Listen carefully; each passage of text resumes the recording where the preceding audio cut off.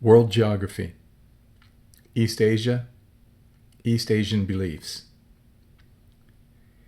Here's the learning objective. 1.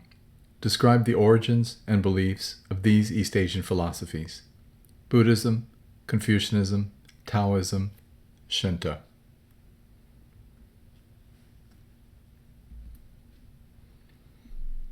Buddhism.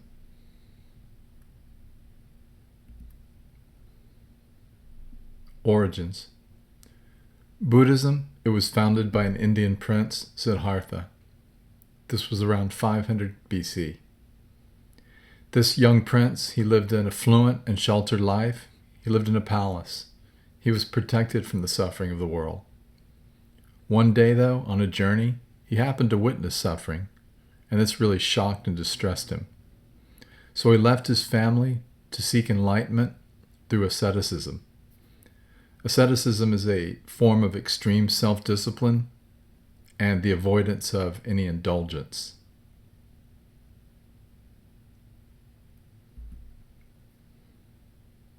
The Buddha. Siddhartha, asceticism failed. He failed to attain enlightenment through asceticism.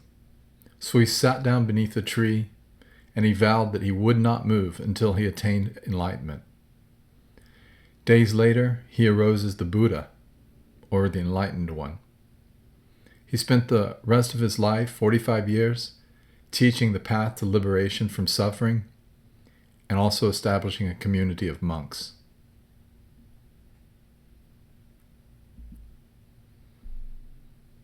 Buddhism today. Worldwide, there are over 360 million followers of Buddhism.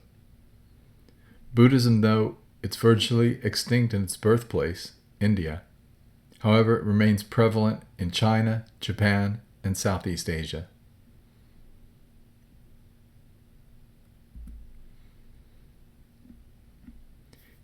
Spread of Buddhism.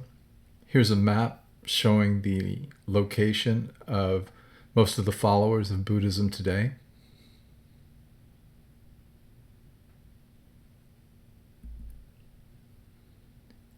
Purpose. Buddhism believes that the primary purpose of life is to end suffering. Buddha says that all humans suffer because we strive after things that don't provide any lasting happiness. So, to escape our sorrow, we have to recognize the impermanence of our experience. The impermanence of experiences like grief and sorrow and sadness and depression, that none of these things are going to last forever, that they'll fade away. We have to recognize also the impermanence of objects. We have to free ourselves from attachment to objects. We have to live a simple life. Realize that things don't bring us happiness.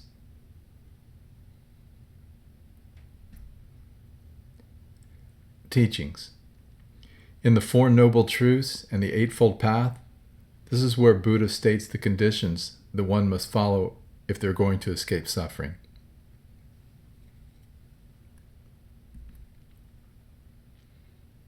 Confucianism.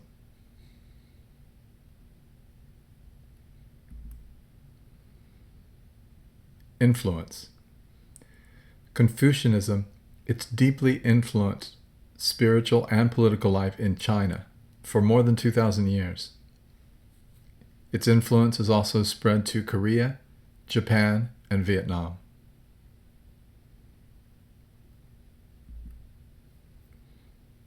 Career. Confucius, he was a man. He was born in 551 BC in one of the Chinese feudal states. When he was a young man, he had a job in minor government positions where he managed stables, and he kept the books for the granaries where they stored the grain.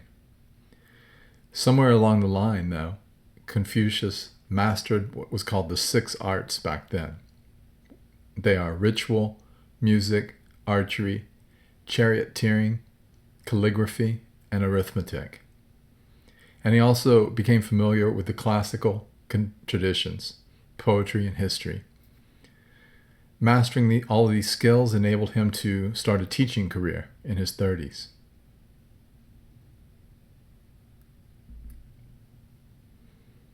Principles.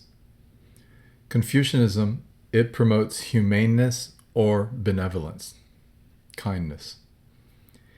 And it also promotes the development of an excellent character in accord with ritual norms. It encourages you to be loyal to your true nature. It encourages reciprocity and filial piety, which is showing respect to your ancestors and to your parents. An excellent character, it constitutes one's virtue, and being virtuous leads to moral perfection. Confucius was optimistic.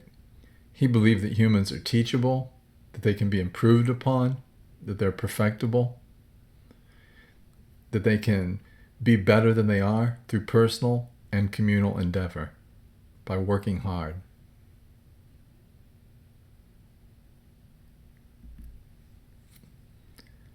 Taoism.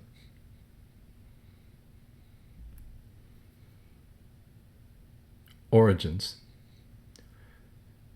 Taoism is based on the teachings of the Tao Te Ching, which is a literary work written by Lao Tzu in the 6th century BC in China. The Tao emphasizes spiritual harmony within the individual. And this kind of complements Confucianism because Confucianism focuses on social duty. And here Taoism is focusing on spiritual harmony.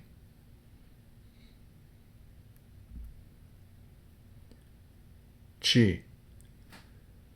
Qi refers to the energy flow or the life force that seems to pervade all things. The quality of qi and the quantity and the balance of it, it's essential to maintain one's health.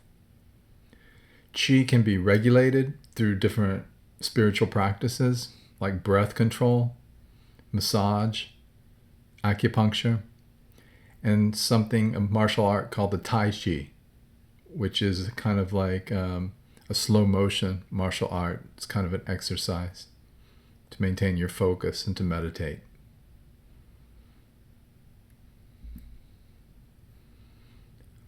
Feng Shui. Feng Shui, it's the art of placing an arrangement in space.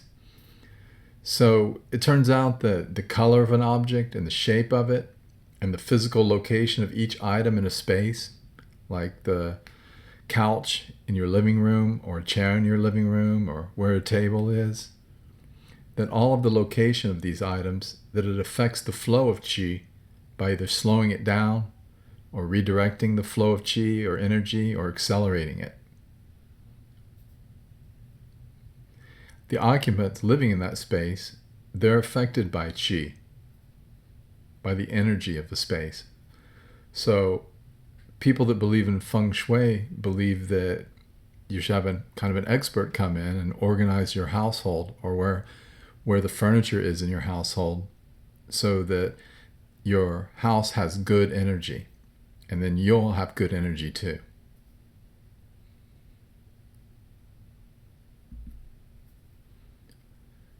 Life and death. Life and death to the Taoists are two aspects of an unchanging reality. Death is a transformation from being just to non-being, from yang to yan. And death should not be feared, but neither should it be desired.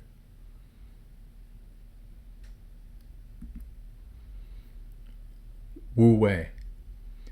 Taoists understand that the best way to live is knowing that all opposites are relative and everything in life is interdependent.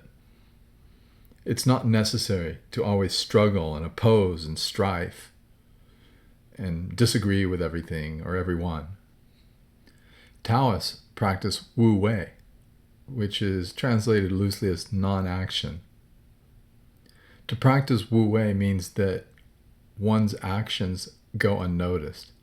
If you're doing your job really well, or you're in a relationship and it's going well, then you shouldn't really have to try. You should not have to really try hard at that. It should just be kind of natural. There should just be a flow to it. There's a quote from the Tao that says, "Perfect activity, it leaves no track behind. Perfect speech, it's like a jade worker whose tool leaves no mark."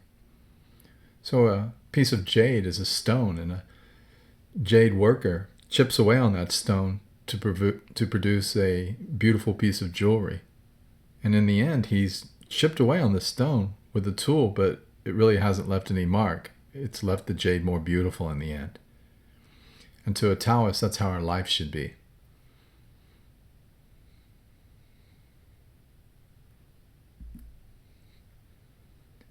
Shinto.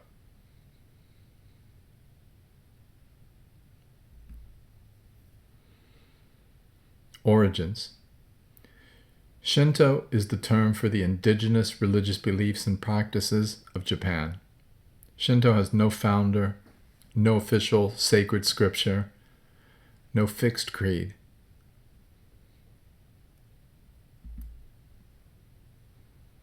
Animism.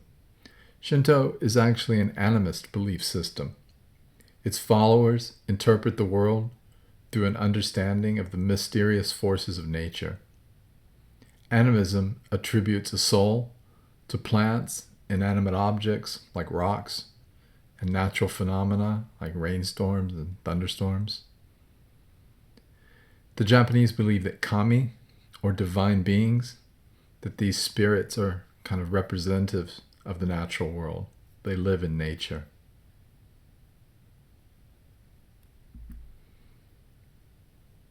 Kami.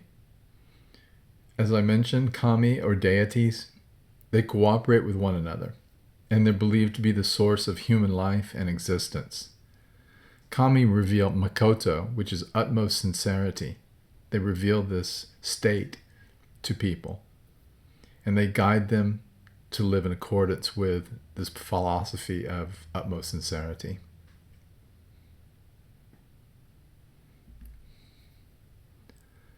Ceremonies. Shinto ceremonies appeal to the kami, or the spirits, for benevolent treatment and protection.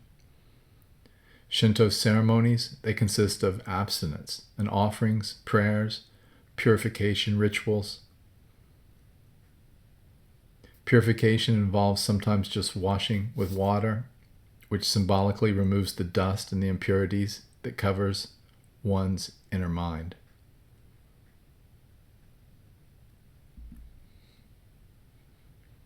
The end. Thank you for your attention.